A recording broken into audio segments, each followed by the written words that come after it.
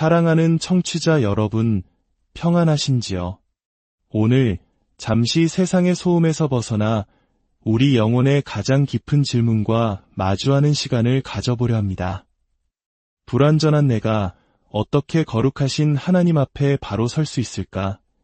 이 질문은 특정 시대나 문화에 국한된 것이 아니라 인류가 존재한 이래로 수많은 영혼이 던져온 근본적인 물음입니다.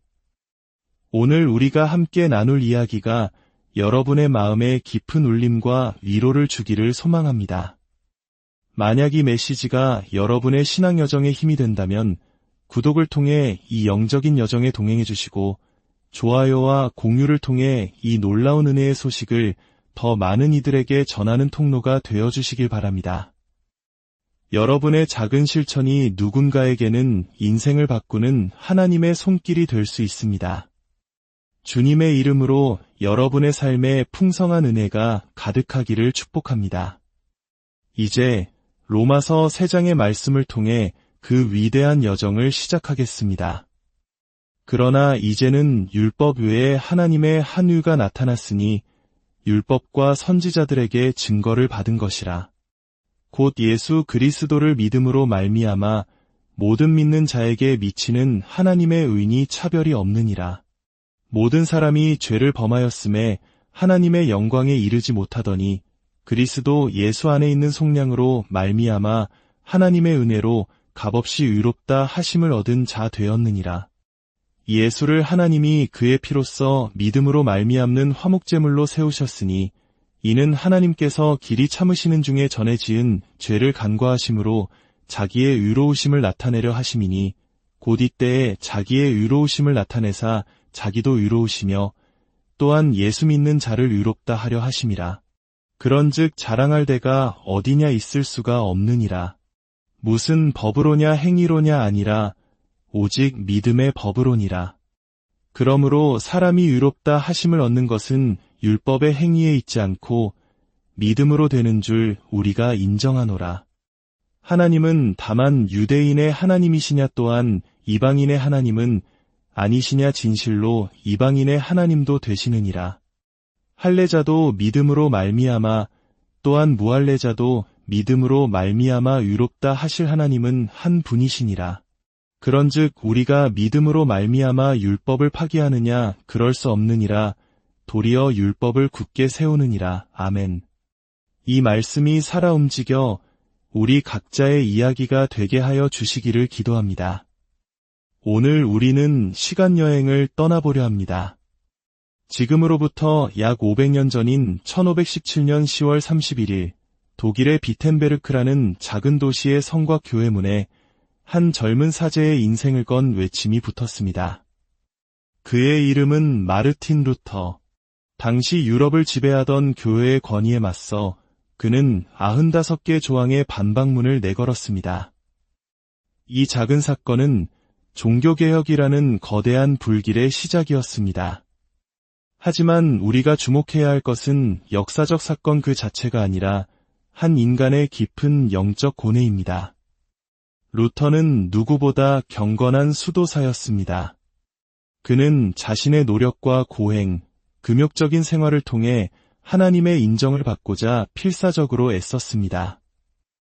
어떻게 해야 내가 충분히 선해져서 하나님의 은혜를 받을 자격이 생기는가? 이 질문이 그의 영혼을 짓눌렀습니다. 그는 로마까지 순례의 길을 떠나기도 했지만 그의 마음속 공허함과 죄책감은 더욱 깊어질 뿐이었습니다. 종교적인 의무를 다하면 다할수록 그는 거룩하신 하나님 앞에서 자신의 비참함만을 발견할 뿐이었습니다. 어느 날 그는 자신의 서재에서 성경을 읽고 있었습니다. 바로 우리가 조금 전에 읽었던 로마서였습니다. 그리고 바로 그 순간 그의 영혼에 한 줄기 빛이 비추었습니다. 번개가 내리치듯 그는 일생일대의 깨달음을 얻었습니다. 하나님 앞에서 의롭게 되는 것, 즉 하나님과의 올바른 관계를 회복하는 것은 우리가 만들어내야 할 어떤 성과물이 아니라는 사실이었습니다. 그것은 우리가 노력해서 쟁취하는 자격이 아니라 하나님께서 전적으로 마련해 주신 선물이었습니다. 우리의 행위로 얻는 것이 아니라 오직 믿음으로 받는 하나님의 은혜라는 것을 깨닫게 된 것입니다. 이 깨달음은 루터 한 사람에게서 끝나지 않았습니다. 스코틀랜드의 존 녹스, 스위스의 츠빙글리, 제네바의 칼뱅 등 유럽 전역으로 이 복음의 진리가 다시 퍼져나갔습니다. 그들이 공통적으로 외쳤던 핵심 질문은 바로 이것이었습니다. 죄인인 인간이 어떻게 하나님 앞에서 의롭게 될 수 있는가? 사실 루터보다 약 1500년 전에 똑같은 고뇌를 겪었던 한 사람이 있었습니다. 그는 다소의 사울이라 불리던 유대인 청년이었습니다. 그는 누구보다 율법에 정통했고 자신의 종교적 열심과 흠없는 행위를 통해 하나님 앞에 설 수 있다고 굳게 믿었습니다. 예수라는 인물이 누구인지, 그가 십자가에서 무엇을 했는지에 대해서는 관심도 없었고 오히려 그것을 폄하했습니다. 오늘날에도 수많은 사람들이 사울이나 젊은 시절의 루터와 같은 길을 걷고 있습니다. 내가 좀 더 착하게 살면, 내가 좀 더 노력하면, 내 인격을 개선하면 언젠가는 하나님이 나를 받아주실 거야 라고 생각합니다. 하지만 성경은 단호하게 말합니다.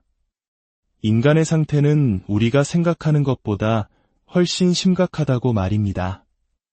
사도 바울은 로마서의 앞부분에서 인류의 근본적인 문제를 진단합니다. 그것은 기후변화도 교육의 부재도 아닙니다. 인간의 가장 큰 문제는 하나님에 대한 진리를 억누르고 창조주 하나님 대신 자기 자신이 만든 우상을 섬기는 데 있습니다. 그 결과 사회는 온갖 불의와 악독, 탐욕으로 가득 차게 되었다고 지적합니다. 더 절망적인 것은 우리에게는 이 문제를 스스로 해결할 능력이 전혀 없다는 사실입니다. 19절은 온 세상이 하나님의 심판 아래 있으며 율법을 지키는 행위로는 그 누구도 하나님 앞에서 의롭다 함을 얻을 수 없다고 선언합니다. 죄는 하나님께로 돌아가려는 인간의 모든 능력을 마비시켰습니다. 바로 이 깊은 절망의 지점에서 바울은 복음의 위대한 전환을 선포합니다. 그러나 이제는 이 두 단어에 모든 것이 담겨 있습니다. 이전의 상황과는 완전히 다른 새로운 현실이 도래했다는 선언입니다.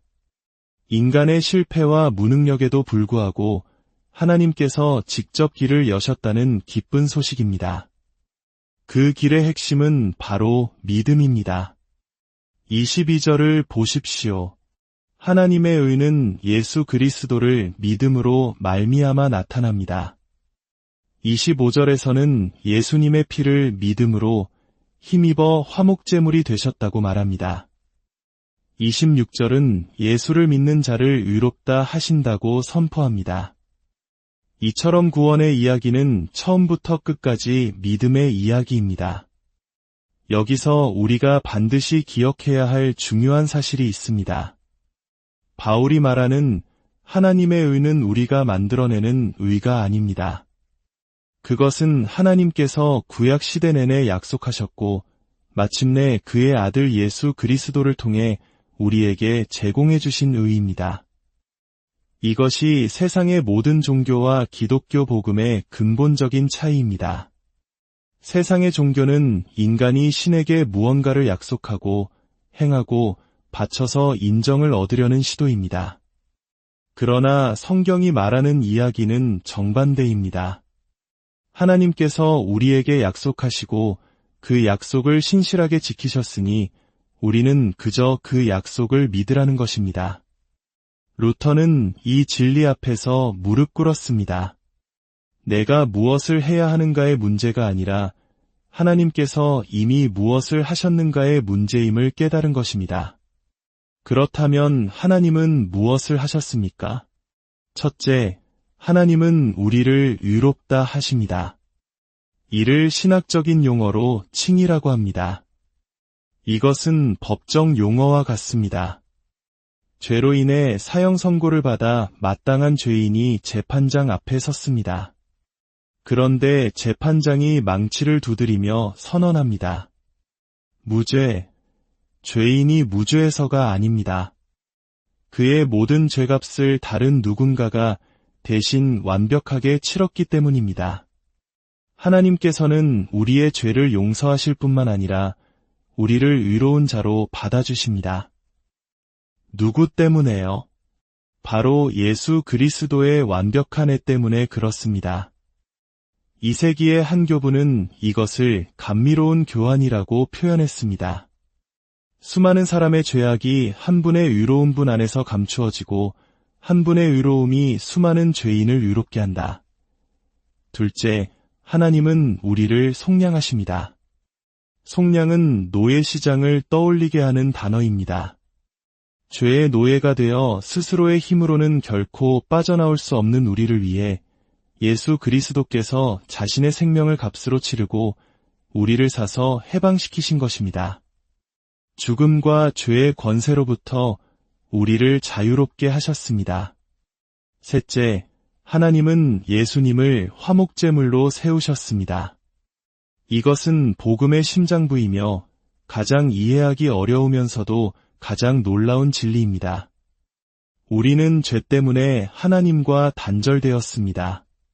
그런데 이 단절은 양면성이 있습니다. 우리의 반역으로 인해 우리가 하나님을 떠났고 동시에 하나님의 거룩하심이 우리의 죄를 용납하실 수 없기에 하나님의 진노 아래 놓이게 되었습니다. 하나님의 진노는 변덕스러운 감정이 아닙니다. 그것은 완벽한 선과 거룩함이 죄와 불의를 만났을 때 나타나는 필연적이고 공의로운 반응입니다. 그렇다면 이 진노를 어떻게 해결할 수 있습니까? 놀랍게도 성경은 하나님께서 스스로 그 해답을 마련하셨다고 말합니다. 진노하셔야 할 분이 바로 하나님이십니다. 그런데 그 진노를 잠재울 제물을 마련하신 분도 바로 하나님이십니다. 그리고 그 제물이 되신 분 또한 하나님의 아들 예수 그리스도 바로 하나님 자신이십니다. 하나님께서 하나님을 진정시키신 것입니다. 이것이 십자가의 신비입니다. 십자가는 하나님의 공의가 남김없이 만족되는 자리인 동시에 우리를 향한 하나님의 사랑이 가장 확실하게 폭발한 자리입니다. 이 진리를 깨달을 때 어떤 일이 일어날까요? 27절이 답을 줍니다. 그런즉 자랑할 데가 어디냐? 없습니다. 우리의 구원이 전적인 하나님의 선물이라면 우리가 내세울 것은 아무것도 없습니다. 종교적인 교만, 도덕적인 우월감은 설 자리를 잃습니다.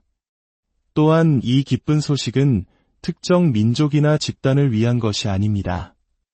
유대인이든 이방인이든 할례를 받았든 받지 않았든 상관없습니다. 모든 사람이 죄인이라는 점에서 동등하며 믿는 모든 사람이 구원을 받는다는 점에서도 동등합니다. 하나님은 한 분이시기 때문입니다. 20세기의 위대한 신학자 칼 바르트에게 한 학생이 물었습니다. 교수님께서 평생 배우고 생각하신 가장 위대한 진리는 무엇일까요? 잠시 생각에 잠겼던 바르트는 이렇게 대답했습니다. 예수 사랑하심은 거룩하신 말일세. 바로 성경이 나에게 그렇게 말해주기 때문이요. 그렇습니다. 복음의 핵심은 이토록 단순하고도 깊습니다. 오늘 제 역할은 하나님께서 여러분을 위해 놀라운 약속을 하셨다는 사실을 전하는 것입니다. 그리고 그 약속을 믿으라고 간절히 권하는 것입니다.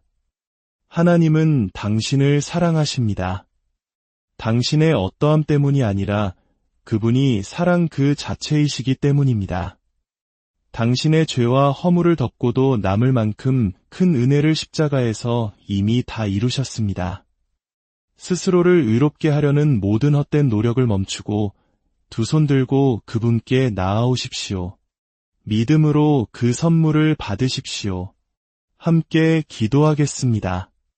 하늘에 계신 하나님 아버지, 오늘 말씀을 통해 우리를 향한 당신의 놀라운 사랑과 은혜를 다시 한번 깨닫게 하시니 감사합니다. 스스로의 힘으로는 결코 주님 앞에 설 수 없는 죄인임을 고백합니다. 우리의 의로움을 내세우려 했던 모든 교만을 용서하여 주옵소서. 이제 우리를 위해 모든 것을 이루신 예수 그리스도의 십자가만을 붙듭니다. 우리를 값없이 의롭다 하시고 죄와 죽음에서 속량하시며 하나님과 화목하게 하신 그 은혜에 감사드립니다. 이 말씀을 듣는 모든 심령 위에 성령으로 임하여 주셔서 이 복음이 지식이 아닌 실제적인 능력이 되게 하여 주옵소서. 그리하여 남은 모든 생애를 자랑이 아닌 감사로 의무가 아닌 사랑으로 살아가는 당신의 자녀들이 되게 하여 주시옵소서. 예수 그리스도의 이름으로 기도드립니다.